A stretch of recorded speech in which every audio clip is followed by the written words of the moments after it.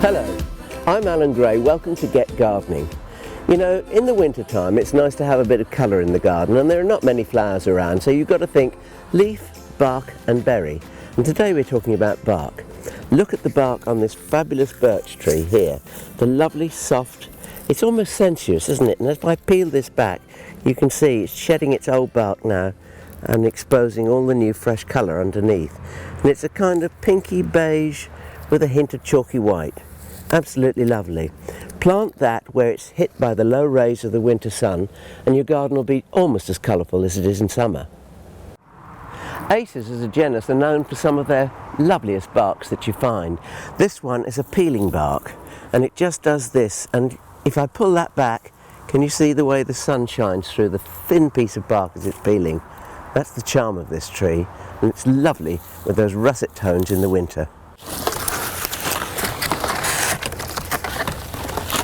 That's what you call a piece of bark. Eucalyptus. They are nothing if not dramatic trees.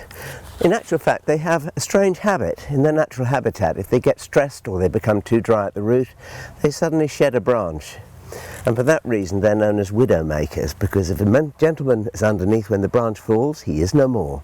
However, you can see here, look at this huge piece of bark. This piece of bark came from this trunk here. The trunk here is now beautifully smooth. This is all the kind of green that grows on the tree over the year, but at this time of the year, just look at that lovely colour.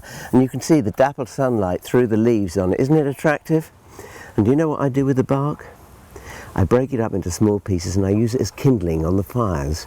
And I get that wonderful scent of eucalyptus from the oils within.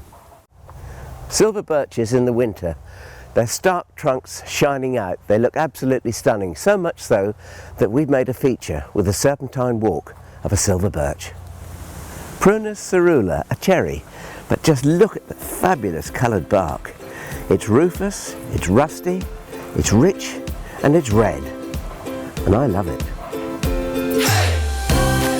When you're sorting out different types of foliage, contrasting colours and textures are really important. Here, this wonderful tree is Citrus Atlantica, and as you can see, it's got beautiful modified leaves which are needles, that wonderful glaucous blue. Look what we've got mixed in as well. We've got a lovely foliage perennial.